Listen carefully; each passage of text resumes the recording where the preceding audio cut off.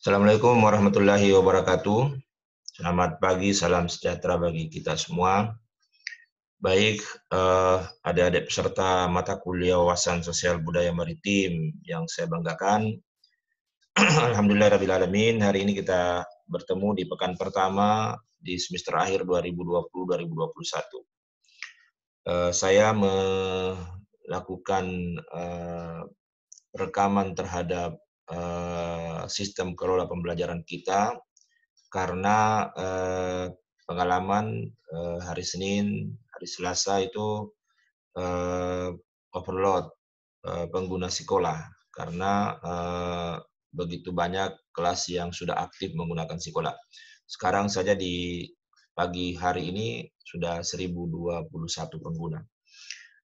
Baik, adik-adik sekalian, saya mewakili tim mata kuliah wawasan sosial budaya maritim menyampaikan selamat datang di perkuliahan UPT MKU. Semoga saja Anda bisa belajar dengan baik. Karena persiapan kita ini sudah dilaksanakan, mudah-mudahan itu membantu memfasilitasi proses pembelajaran. Jadwal di Neosia sudah selesai dan di akun dosen dan mahasiswa sudah nampak kelasnya, dosennya, hari perkuliahannya, waktu dan ruangannya. Walaupun sekarang ruangan tidak terlalu signifikan karena ruang-ruang yang kita gunakan adalah ruang-ruang virtual. Kemudian WA Group juga sudah dibuat untuk semua kelas. Mudah-mudahan kemudian adik-adik dan dosennya sudah bertemu di WA Group. Kalau tidak, bisa menghubungi pengelola UPT MKU. Kemudian yang paling utama saya pikir adalah media pembelajaran Sikola. Jadi kelas-kelas di Sikola itu sudah ada, dan untuk wawasan sosial budaya maritim itu secara standar minimal seluruh kelas itu sudah lengkap.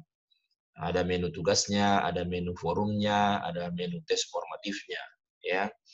Nah, nanti menu-menu yang lain tentu spesifik akan dilengkapi oleh dosen masing-masing kelas. Tapi ruang-ruang untuk berdiskusi ada, ruang-ruang untuk mengupload tugas itu ada. Nah, cuma ini mungkin perlu diingatkan kepada dosen maupun mahasiswa bahwa sekolah ini sebenarnya penting bukan hanya untuk masa pandemi, tapi ini sebenarnya penting untuk menindaklanjuti keputusan atau peraturan Menteri Pendidikan dan Kebudayaan terkait dengan bagaimana proses pembelajaran itu. Bahwa satu SKS itu adalah 1 jam pelajaran tatap muka yang di MKU itu 45 menit. Berarti kalau 2 SKS itu berarti 2 kali 45 menit per pekan waktu tatap muka. Tatap muka tentu bisa luring, bisa daring, ya. Kemudian ada yang disebut dengan belajar mandiri dan tugas terstruktur. Masing-masing 1 jam 60 menit ini, 1 jam konvensional, ya. Sehingga boleh dikatakan satu SKS itu adalah 3 jam, ya. Nah, 3 jam dikali dengan 2 SKS berarti 6 jam per pekan Anda harus siapkan untuk mata kuliah ini. Itulah sehingga perhitungan 24 SKS di program oleh mahasiswa berarti 72 jam per pekan dia harus siapkan untuk belajar. Mata kuliah apapun. Nah, tentu berbeda hitungannya kalau yang ada praktikumnya lebih berat lagi, sehingga tentu perlu ada manajemen waktu yang benar. Nah, bagaimana kemudian memonitoring perkuliahan secara tatap muka, baik daring maupun luring, itu tentu ada monitoring perkuliahannya. Nah, yang menjadi pertanyaan adalah selama ini bagaimana cara memonitoring tugas mandiri, belajar mandiri, dan tugas terstruktur. Tentu dosen bisa menggunakan banyak media untuk itu. Tapi dalam rangka efektivitas, efisiensi, dan ekonomisnya ini sistem, maka ada Sikola. Sikola sangat bagus karena itu bisa mendokumentasi kegiatan, bisa transparan, bisa akuntabel, bisa demokratis di dalam proses pembelajaran. Karena bisa dilihat prosesnya oleh mahasiswa, mungkin juga oleh orang tua wali mahasiswa. Nah, cuma memang sekolah kita ini kan tentu memiliki berbagai keterbatasan, sehingga tentu tugas yang kita upload itu adalah tugas yang tentu harus diatur dengan baik. Misalnya di save as ke PDF, atau misalnya dikompres dia punya kapasitas. jangan video dan seterusnya diupload masuk ke dalam. Ya, utamanya USBM ini mungkin mohon maaf kepada Bapak Ibu dosen, supaya tugas-tugas mahasiswa itu ya tugas-tugas individu yang dikumpulkan. Kalau PPT, kemudian video, lalu kemudian makalah yang kemudian kapasitasnya besar itu bisa dikumpulkan misalnya di Google Drive. Buat akun Google Drive, lalu kemudian di-link-kan dengan tugas di sekolah, sehingga dia tidak tidak berat, atau mungkin tidak perlu cukup di Google Drive saja, nanti diperiksa manual oleh dosennya. Cuma petunjuk terkait dengan makalah, PPT, atau video presentasi, karena tidak bisa presentasi secara keseluruhan, itu disampaikan petunjuknya di sekolah, tapi menguploadnya tidak di sekolah. Yang diupload itu adalah tugas-tugas yang sifatnya individual, yang mungkin kapasitasnya tidak terlalu besar. Apalagi di menu forum, kami harapkan agar tidak ada upload file di menu forum, walaupun dimungkinkan, karena forum itu sebenarnya lebih bagus di situ adalah ada diskusi atau ada penjelasan dari mahasiswa terkait topik-topik tertentu, bukan mengupload file, jadi dia mengetik penjelasannya. Kira-kira seperti itu, supaya kapasitasnya tidak besar, karena per mata kuliah ini Bapak Ibu, kapasitas yang diberikan oleh Unhas itu hanya 100 MB, karena bisa dibayangkan kan mata kuliah kita ini kan ribuan, di semua jenjang S1, S2, S3, lalu kemudian ada fakultasnya sekitar 14. Nah itu kan tentu ada keterbatasan. Nah, kita ini sudah full sebenarnya, malah sudah ditambah. Kemarin kami sudah ajukan penambahan dan mata kuliah kita ini sudah 200 megabyte. Namun karena di kelas-kelas master ini kita sudah kontrol, kami sudah tutup akses master dulu sementara karena persoalan keamanan. Ada banyak akun dosen yang tidak aman kan hanya menggunakan NIP-nya saja, baik sebagai username dan password, sehingga kemudian bahaya kalau kemudian ada yang menggunakan itu untuk sesuatu yang buruk, misalnya merubah settingan, mengambil soal di dalam, merubah nilai dan seterusnya, sehingga kita tutup untuk sementara. Kemudian ada kelas copy master, ya, disitulah Bapak Ibu bisa melihat apa isinya master itu, karena dibuat persis sama. Yang kedua, supaya bisa ada diskusi di situ, bisa melakukan perubahan kalau ada perubahan, diajukan saja, karena tim sekolahnya USBM ini ada dua. Ada Pak Ismail mewakili dari sosial budaya, kemudian ada Ibu Nursina mewakili untuk teman-teman dari Eksakta. Sehingga lewat dua dosen ini yang diharapkan untuk bisa memfasilitasi, ada masukan dari tim, ada masukan dari koordinator mata kuliah, maka kemudian bisa diadakan perubahan di kelas copy master dulu. Nanti setelah itu baru kita masuk ke kelas masternya. Oke, Bapak Ibu yang saya hormati, kira-kira seperti itu penjelasan awalnya. Nah, saya akan mendemokan bagaimana sekolah itu, tapi ini tentu sudah tidak perlu terlalu detail ya, karena mahasiswa sudah tahu bahwa masuk ke sekolah itu ya sekolah.unhas.ac.id, lalu kemudian di pencarian mata kuliah, jadi ini pencarian mata kuliah, ada pencarian mata kuliah itu ya mahasiswanya bisa menuliskan secara lengkap ya, karena yang kemudian nampak di situ adalah wawasan sosial budaya maritim, tulis lengkap. Wawasan sosial budaya maritim berapa yang kita punya, ya, dan ditambahkan di belakangnya itu SAK, SA besar, K kecil, itu menunjukkan semester akhir. Karena mungkin saja ada juga di dalam itu wawasan sosial budaya maritim 1 atau 2 yang merupakan kelas semester awal. Nah, sehingga harus dituliskan lengkap itu dengan huruf besar, sehingga kemudian di pencarian itu Anda bertemu dengan kelasnya. Nah, saya coba untuk masuk di salah satu kelas, karena saya berasumsi bahwa mahasiswa sudah bisa masuk sendiri di kelasnya, karena mereka sudah tahu tentang kelas-kelas tersebut. Ini kelihatan banyak sekali karena akun saya digunakan untuk membuat 3 mata kuliah kelas-kelas semesternya, jadi bisa sampai ratusan ini, dengan asumsi bahwa kalau dibuat oleh satu akun, maka itu bisa dikontrol dengan baik pelaksanaannya, tidak double-double dan seterusnya, sehingga monitoring evaluasinya bisa jalan. Saya coba cari yang wawasan sosial budaya maritim, kita buka misalnya kelas komunikasi A, ini kebetulan kelas saya. Jadi kalau mau masuk di sini, klik yang ada bintangnya ini, wawasan sosial budaya maritim, dia akan nampak seperti ini. Jadi adik-adik, tentu isinya secara umum kurang lebih sama setiap kelas itu, tapi tentu ada kekhususan dari setiap kelas di dalam melengkapi menu-menunya. Cuma standar minimalnya itu sudah sama di semua mata kuliah ya, karena ada menu tugas, ada menu forum, ada menu tes formatif, ada grup ya. Sehingga adik-adik harus masuk. Adik-adik harus masuk sebagai peserta. Setelah masuk sebagai peserta, ini harus masuk sebagai anggota grup. Ini kelihatannya ada yang bermasalah di kelas saya ini, karena pembagian grupnya itu kita bagi 6. Kenapa? Karena ada 6 pekan diskusi di mata kuliah WSBM menurut RPS yang dibuat oleh koordinator mata kuliah beliau, Prof. Dr. Munsilam PMA. Jadi ada 6 pekan diskusi di situ. Nah, sehingga kita buat 6 grup. Tapi tidak berarti bahwa satu pekan itu hanya satu grup. Jadi setiap pekan diskusi ada temanya. Setiap kelompok yang 6 ini buat makalah, buat PPT, buat presentasi, video presentasi. Nanti kemudian dosen akan memilih bisa 1-2 kelompok untuk kemudian presentasi. Presentasi langsung ya. Baik itu di luring kalau luring maupun di virtual kalau kemudian daring ya. Jadi tidak perlu kita mempersilahkan semuanya bergiliran, bisa jadi satu kelompok atau mungkin 2 kelompok atau 3 kelompok per pekan ya. Satu kelompok efektif, jadi masing-masing satu kelompok presentasi per pekan, tapi semua harus buat, tentu temanya sama, lalu kemudian judulnya yang berbeda, sub-sub materi mungkin yang diangkat sebagai sebuah penjelasan masalah itu yang berbeda, masalahnya yang berbeda.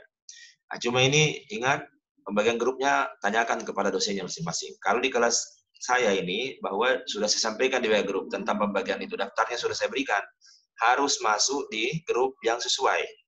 Jadi sudah dibuat settingannya ini bahwa mahasiswa bisa masuk dan keluar.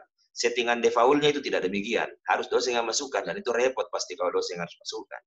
Kenapa kita buat bisa masuk dan keluar? Bukan berarti mahasiswa seenaknya masuk keluar.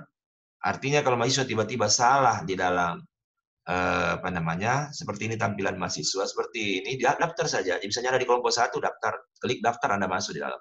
Kalau Anda salah masuk, ya Anda klik lagi, kemudian Anda keluar. Ada di situ tanda panah mengeluarkan dari kolom anggota, baru daftar di kelas yang sesuai. Kayak ini, kayaknya ada ketimpangan deh. Karena kelompok 6-nya cuma 2, yang lain ada 7. Kalau 40 ini, kalau 40 mahasiswa, lalu 6 grup, itu kan rata-rata 5 ya. 5 kali 6 kan 30, berarti 4 kali 6, 20. 7 ya, 42 ya, 7. Ada 6, ada 7. Minimal maksimal 71. Karena kan 42 ya. Jadi kalau 42 7 kali 6 42. Berarti ada 6 orang 2 grup. Ada 6 orang yang 2 grup. Ada 6 orang anggota kelompok dalam 2 grup itu. Jadi kemungkinan besar itu kelompok 5-6 itu hanya 6 orang, tapi ini kan kelihatan ada 7. Ada yang lain belum masuk grup. Harus masuk grup. Kenapa? Karena kalau Anda masuk di grup, Anda berpeluang untuk dapat nilai di forum. Karena ini link dengan forum. Bagaimana kita mau diskusi kalau Anda tidak masuk di grup? Bagaimana nilai Anda bisa link kalau kemudian Anda salah masuk di grup? Tidak boleh salah kamar ya. Tidak boleh salah kamar. Baik, itu kaitannya dengan grup. Kemudian kaitannya dengan tes formatif. Ini tes formatif saya pikir tidak usah buka dulu, karena memang walaupun Anda mau membukanya, tampilan mahasiswa dia akan mengatakan bahwa nanti pada saat ujian tengah semester tanggal 2 November sampai 14 November dibuka. Jadi selama 2 pekan itu dibuka. 2 pekan dibuka. Ujian akhir semester juga 2 pekan. Kenapa dibuka 2 pekan? Itu asinkronus. Tapi bisa saja dosen mengatakan dikerja sesuai dengan jam kuliah, itu silakan tunggu petunjuk dari dosennya. Tapi sistem membukanya 2 pekan.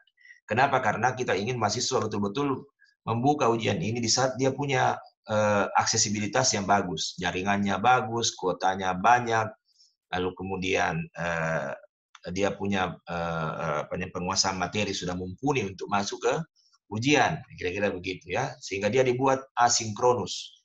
Apalagi kalau ada yang bertepatan dengan tanggal merah.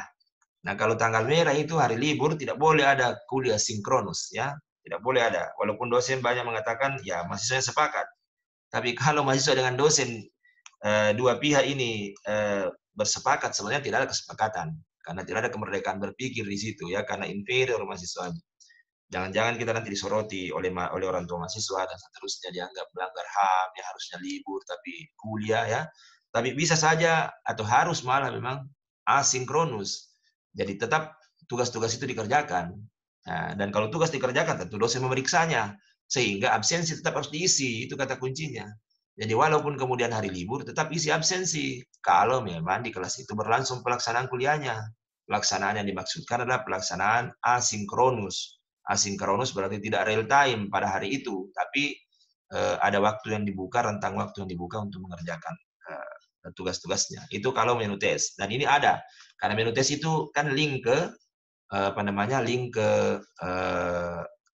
ke kelas-kelas semester. Nah, cuma mungkin nanti ini Pak Ismail, Ibu Doktor Nursina itu nanti yang kemudian minta ke dosen-dosen soal-soal itu, Bang Soal harus ada, baik itu multiple choice maupun esai.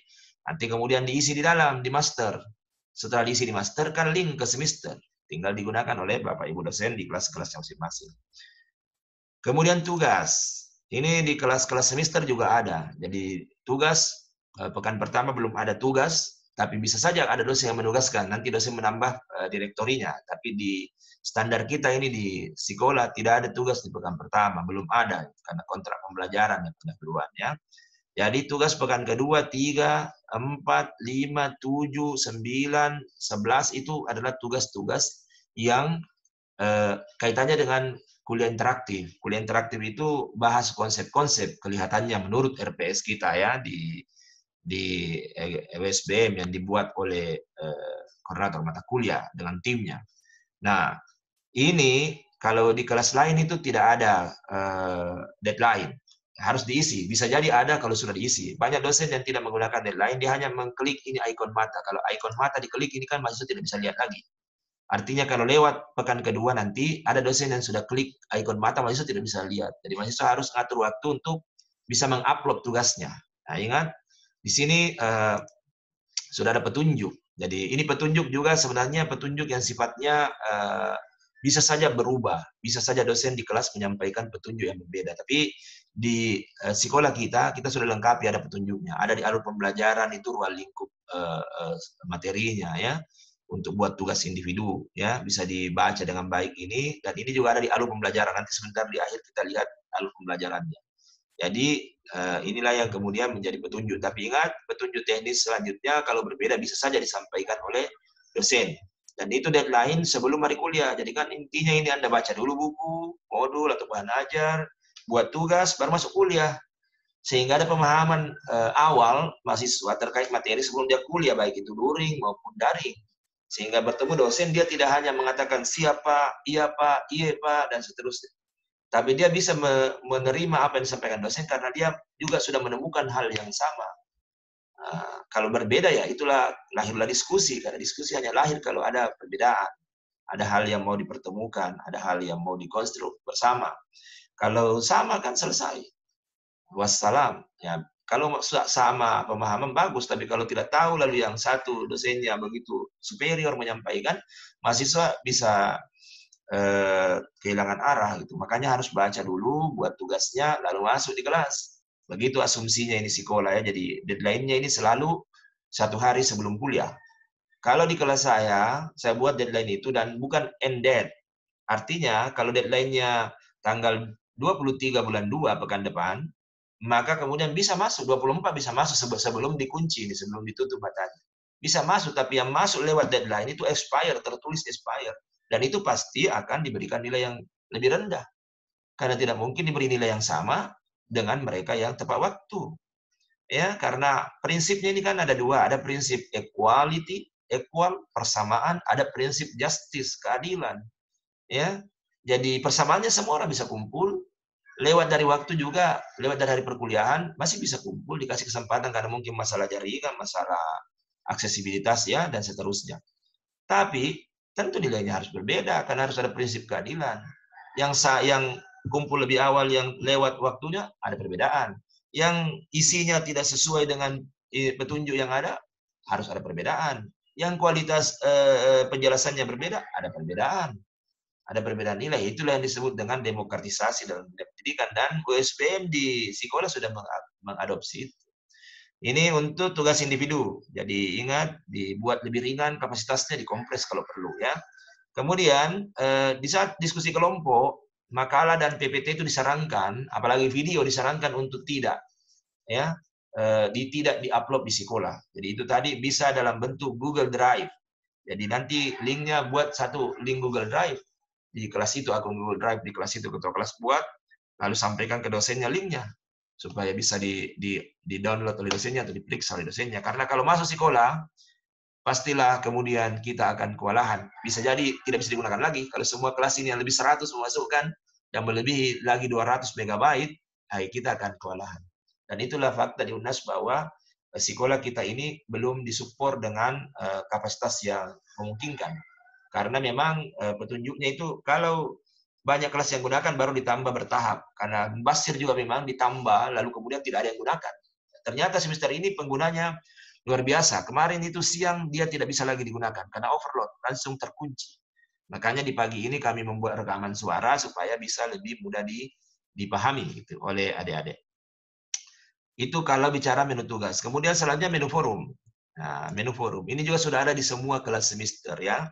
Menu forumnya ada 2 jenis forum di sini ya. Ada 3 malah kalau di USPM ya. Di sini menu forum internal grup. Ya itulah singkat tadi, perlu orang masuk. Perlu orang masuk di grup itu. Kenapa? Kalau Anda tidak masuk di grup, Anda tidak punya forum. Tidak bisa menjawab pertanyaan. Jadi nanti kalau diskusi, pertanyaannya nanti dijawab di sini.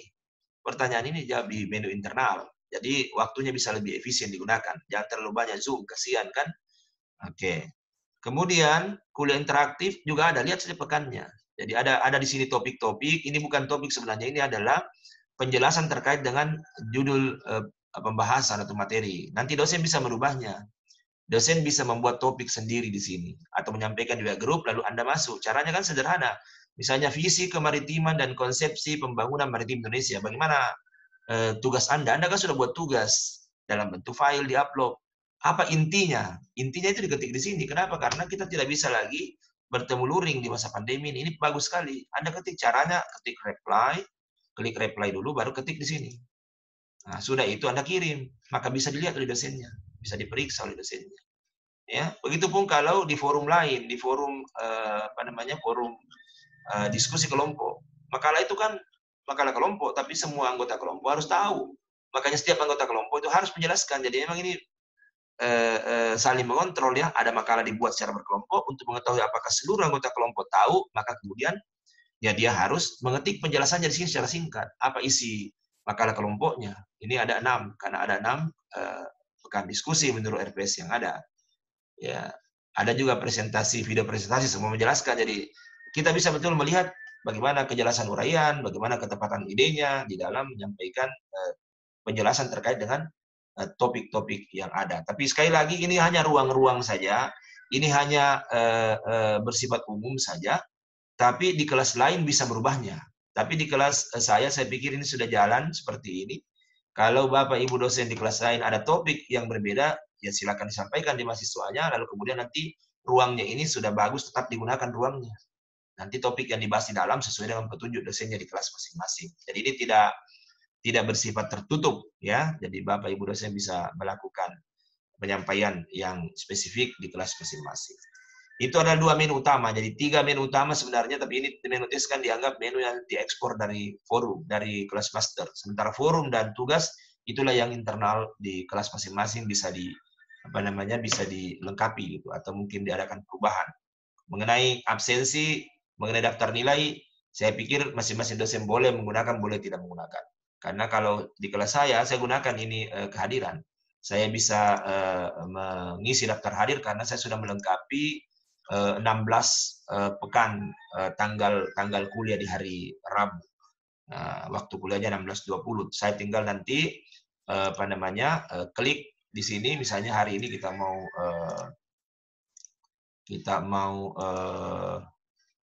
lihat misalnya tanggal 17 Februari, tinggal saya klik siapa yang tidak hadir, sudah itu bisa di-print, bisa dikirim di MKU kalau diminta, tapi kan ini selama ini tidak diminta karena MKU gunakan format Google Form ya Bapak Ibu. Tapi ini pilihan, Bapak Ibu boleh membuatnya, boleh tidak. Bagi yang sudah familiar dengan sekolah bisa menggunakan. Ini juga di belakang di daftar nilai Daftar nilainya bisa kita buat sendiri, pekan-pekannya sesuai dengan indikator penilaian. Kalau di kelas saya sudah petakan menjadi 4, ada kehadiran, kemudian ada nilai interaktif, ada nilai link dari forum, ada nilai link dari menu tugas, kemudian ada penilaian secara manual dari aktivitas mahasiswa pada saat kita Zoom meeting. Penjelasannya seperti apa, karena mereka di Zoom meeting tentu bisa menjelaskan isi materinya. Di diskusi kelompok juga begitu, link dengan forum tadi, link dengan forum, lalu kemudian ada penilaian manual terkait dengan presentasinya, ada penilaian manual terkait dengan makalah dan PPT-nya. Kemudian ujian ini kan link dari master, soal-soalnya. Itulah yang perlu mungkin dilengkapi oleh tim Sikola, ya Ibu Nursina dengan Pak Ismail.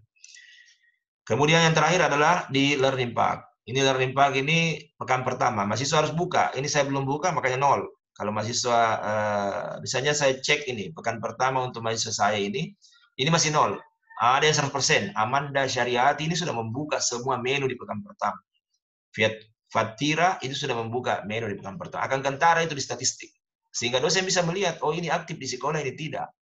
Ini berarti Nur Aini belum masuk di grup. Dia belum mendaftar sebagai anggota di grup. Siti Marwa belum masuk di grup. Jadi Kantara di sini statistiknya, Pak.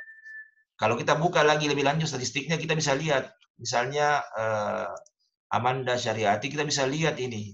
Berapa file yang sudah di-download, berapa file yang sudah di-upload. Berarti ini kan kaitannya dengan akun sekolahnya secara keseluruhan kalau ini. Akun sekolahnya secara keseluruhan kalau ini. Dia selama kuliah di UNHAS 1 tahun, dia baru mengupload 3 dokumen. Nah, ini. Dia mengunduh dokumen 13. Nah, ini. Jadi ada Pak, ada semua statistiknya, dan ini bisa jadikan penilaian keaktifan mahasiswa. Nah, jadi di sini kita harus membuka setiap pekan ada, karena di situ ada RPS. Inilah RPS. Jadi kalau Bapak Ibu mempertanyakan mana RPS-nya USBM, ya ada di dalam di sekolah. Inilah yang dibuat oleh tim. Dalam hal ini Bapak Profesor Dr. Musilampe MA. Saya sederhanakan menjadi jadwal. Jadwalnya ada di dalam. Jadi adik-adik bisa melihat, oh di pekan ini materinya apa, lalu metodenya bagaimana, lalu kemudian akses sekolahnya di menu mana, ada di dalam. Sudah dibuat lebih sederhana gitu dalam bentuk jadwal. Kemudian kontra. Ini kontra tentu bisa berbeda-beda setiap dosen, tapi tim di sekolah sudah membuat seperti ini sesuai dengan alur-alur yang ada di sekolah. Ini bisa dibaca dengan baik, adik-adik bisa baca. Kalau misalnya sebentar di saat kita kuliah sekolah macet, video ini nanti akan membantu untuk mahasiswa bisa melihat bagaimana alur-alur di sekolah. Ini adalah skenario, jadi ini adik-adik perlu lihat ini semua isinya alur pembelajaran. Kalau perlu di download, karena di sini bagus, belajar mandiri 2 kali 2 jam. Untuk pekan ini baca bukunya dan seterusnya. Kemudian buat tugasnya. Lalu kita kuliah luring atau daring 2 kali 50 menit. Tapi saya sarankan yang mungkin cukup 45 menit. Ya, intisari saja di situ. Kalau perlu dikirimkan video penjelasan materi ke mahasiswa. Nah, kemudian materi pengantarnya apa? Ini dari Prof. Dr. Musilampe ini, yang kemudian saya elaborasi menjadi PPT. Nah, ini materi dari koordinator mata kuliah. Nah, bisa dilihat, jadi lengkap sebenarnya ini mata kuliah kita. Baik, saya pikir itu penjelasan dari saya. Mudah-mudahan kita bisa bersikolah dengan baik.